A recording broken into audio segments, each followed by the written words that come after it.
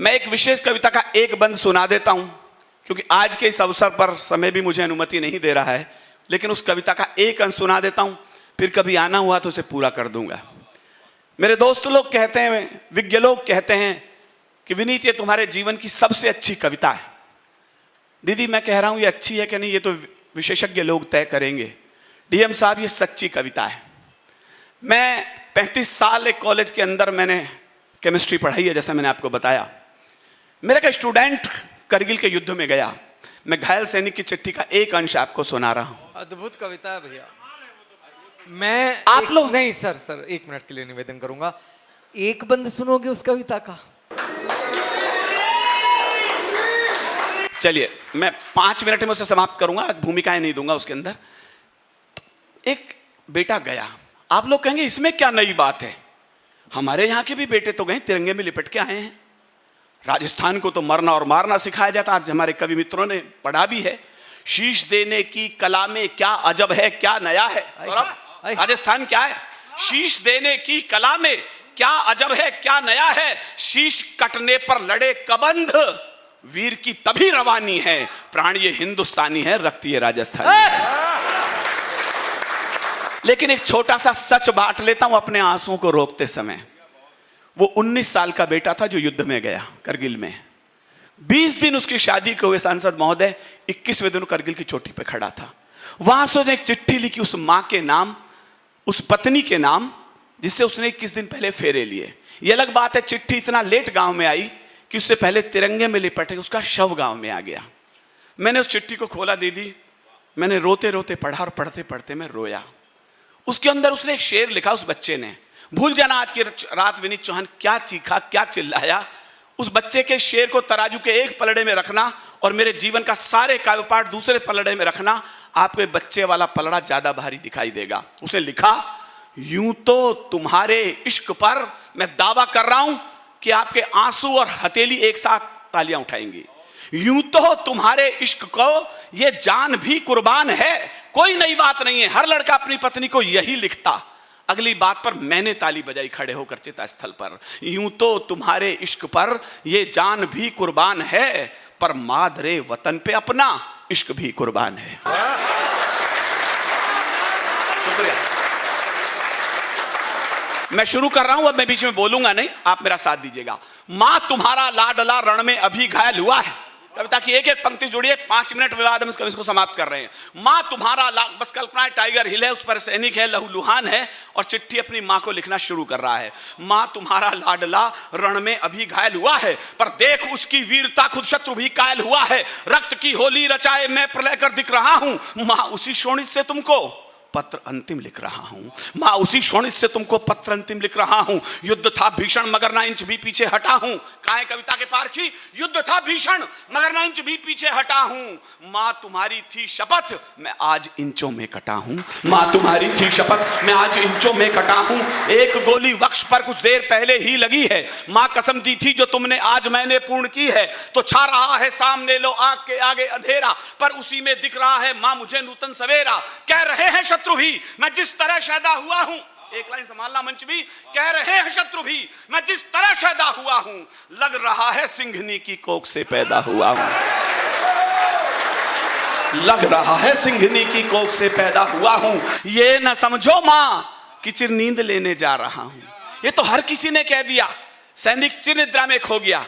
मैंने एक लाइन कुछ अलग सी लिख दी हो तो आप मुझे मन देना, मैं जिंदगी में ऐसी एक लाइन और लिख सकूं। ये न समझो मां कि मैं चिर नींद लेने जा रहा हूं, मैं तुम्हारी कोख से फिर जन्म लेने आ रहा हूं। मैं तुम्हारी कोख से फिर जन्म लेने आ रहा हूं। मैं तुम्हारी कोख से। 2 पंक्ति पिता को लिखता है। सुनता हूं वो पिता सौभाग्यशाली होते हैं जिनकी अर्थी को उनके बेटे कंधा देते हैं। इतिहास में पहली बार हमारे जवान बेटे की अर्थियों को हमारे पिताओं ने, दादाओं ने दे दिए, मुखाग्नियां दी। कैसा लगा होगा उस पिता को जिसने जवान बेटे की अर्थी उठाई होगी। 2 पंक्तियां आंसू रोक के सुनिएगा। जितनी भारी लगती है ये शेष नाग को धरती, मेरा कंठ भरता है इस लाइन को पढ़ते समय। जितनी भारी लगती है ये शेष नाग को धरती, उतनी भारी लगी पिता को खुद बेटे की अर्थी। इस पीड़ा को जीना थोड़ी देर के लिए। मैं तुम्हें बचपन में पहले ही बहुत दुख दे चुका हूं और कंधों पर खड़ा हो आसमां सर ले चुका हूं। तुम सदा कहते न थे ये ऋण तुझे भरना पड़ेगा, एक दिन कंधों पे मुझको ले तुझे चलना पड़ेगा। पर पिता वह भार अपना तनिक हल्का कर न पाया, तुम मुझे करना क्षमा मैं पितृण को भर न पाया। तुम मुझे करना क्षमा मैं पितृण को भर न पाया। ओ पिता, यह प्रश्न मुझको आज तक भी खा रहा है, आज भी है सुत तुम्हारे कंधों पर ही जा रहा है, आज भी। दो पंक्ति भाई को लिखता है। वीरस के मेरे बहुत प्यारे छोटे भाई यहां बैठे हैं, ये लाइन मैं उन्हें सौंपता हूं। हमारे गांवों में कहावत है, वो भाई थोड़ी है, मेरी बाईं भुजा की ताकत खड़ी है जो बंदूक लेकर की पर्वत की चोटी पर खड़ी है। भाई कब याद आता है, सुन अनुज रणवीर गोली बाह में जब आ समाई। अजय भैया, मैं इसके अंदर सुरेश दिनेश भी नाम रख सकता था उस लड़के का, मैंने युद्ध स्थल से उस बच्चे का नाम उठाया है। सुन अनुज रणवीर गोली बाह में जब आ समाई, ओ मेरी बाईं भुजा उस वक्त तेरी याद आई। क्यों याद आई? मैं तुझे बाहों से अब आकाश दे सकता नहीं हूं, बचपन में खिलाया होता है, मैं तुझे बाहों से अब आकाश दे सकता नहीं हूं, लौट कर भी आऊंगा विश्वास दे सकता नहीं हूं। पर अनुज विश्वास रखना, आपकी कमजोर तालियों के बीच एक अच्छी लाइन पढ़ने जा रहा हूं।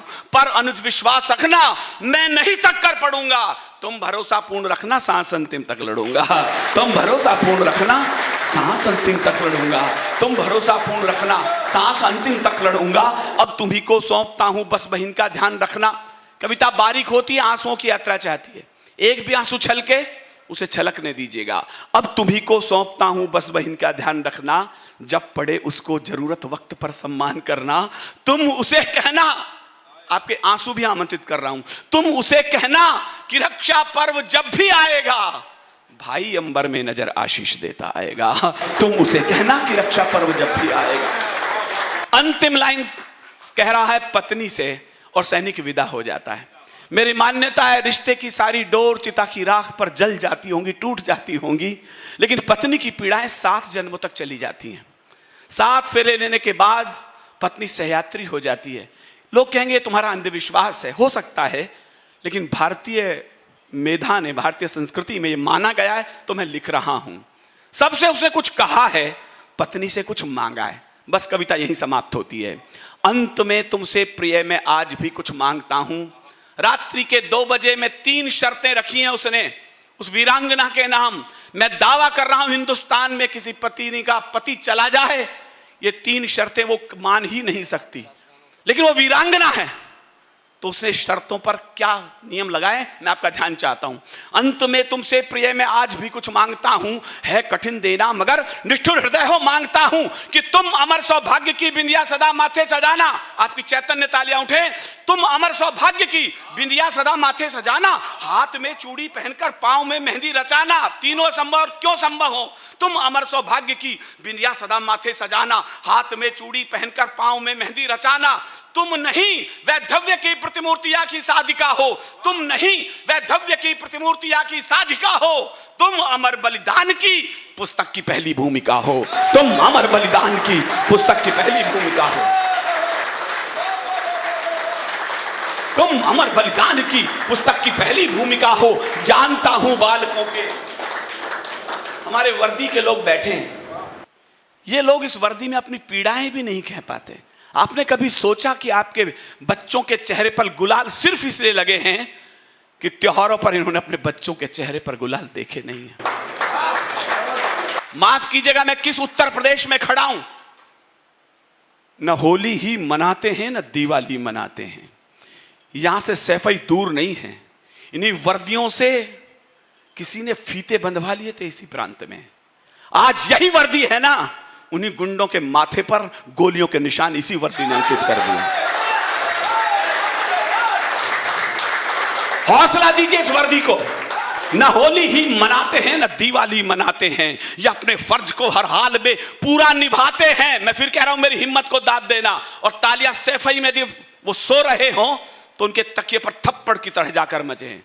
न होली ही मनाते हैं न दिवाली मनाते हैं, ये अपने फर्ज को हर हाल में पूरा निभाते हैं। और सिफारिश तुम तो टेलीफोन पे गुंडों की करते थे, मगर ये फर्ज की कीमत लहू देकर चुकाते हैं, मगर ये फर्ज की कीमत लहू देकर चुकाते हैं। अंतिम लाइन सुन लीजिएगा जो बच्चों के लिए कहा उसने। तुम अमर सौभाग्य की बिंदिया सदा माथे सजाना, हाथ में चूड़ी पहनकर पांव में मेहंदी रचाना। तुम नहीं वैधव्य की प्रतिमूर्ति या की साधिका हो, तुम अमर बलिदान की पुस्तक की पहली भूमिका हो। जानता हूं बालकों के प्रश्न कुछ सुलझे न होंगे, सर ये लाइन मैं आपको दे रहा हूं। जानता हूं बालकों के प्रश्न कुछ सुलझे न होंगे, सैकड़ों ही प्रश्न होंगे जिनमें वे उलझे तो होंगे। पूछते होंगे कि पापा हैं कहां, कब आएंगे और हमको साथ लेकर घूमने कर जाएंगे। पापा हमको छोड़कर जाने कहां बैठे हुए हैं, क्या उन्हें मालूम है कि उनसे हम रूठे हुए हैं? तो तुम उन्हें समझाना कि उस जिद पे अड़ जाते नहीं हैं। और ज्यादा जिद करते हैं उनके पापा घर आते नहीं हैं, ज्यादा जिद करते हैं उनके पापा घर आते नहीं हैं। मैं यहां कुलदीप के हित शौर्य किस्से गढ़ रहा हूं। टाइगर हिल से अंतिम लाइन सौंप रहा है। मैं यहां कुलदीप के हित शौर्य किस्से गढ़ रहा हूं, एक आधी सी प्रतिज्ञा उसके हिस्से कर रहा हूं। वंश की पावन धरोहर अब तुम्ही को सौंपता हूं, और मैं दुश्मन की गोली बंद प्रभंजन रोकता हूं। तुम अकेली हो, नहीं इस धैर्य को खोने न देना। भर उठे दुख से हृदय पर आंख को रोने न देना, भर उठे दुख से हृदय पर आंख को रोने न देना। सप्तपद की यात्रा से, अब मैं इस लाइन का अनुवाद नहीं करूंगा। जिस मिट्टी ने अजय अंजाम जैसा बेटा पैदा कर दिया हो, यदि मैं वहां कविता सिखाना शुरू करूंगा तो ये मेरा अज्ञानता होगी। समझ में आ जाए तो, न समझ में आए तो मेरा मन रखने के लिए तालियां बजाना, उस सैनिक के लिए तालियां बजाना जिनकी बदौलत आज हम ये आजादी का पर्व मना रहे हैं। तुम अकेली हो, सप्तपद की यात्रा से तुम मेरी अर्धांगिनी हो। मुझे विदा कीजिएगा। जैसा भैया लोगों ने कहा, मैं भी 6 दिन से सोया नहीं हूं। कल जब मैं दिल्ली एयरपोर्ट से उड़ूं चेन्नई के लिए, आपकी तालियां मुझे विमान में एक दिन और न सोने दे, मैं उम्मीद करूंगा। सप्तपद की यात्रा से तुम मेरी अर्धांगिनी हो, सप्तपद की यात्रा से तुम मेरी अर्धांगिनी हो। 7 जन्मों तक बजोगी तुम अमर वैरागिनी हो, 7 जन्मों तक बजोगी तुम अमर वैरागिनी हो, 7 जन्मों तक बजोगी तुम अमर वैरागिनी हो। इसलिए अधिकार तुमसे बिन बताए ले रहा हूं, इसलिए अधिकार तुमसे बिन बताए ले रहा हूं। मांग का सिंदूर तेरा मातृभू को दे रहा हूं। मांग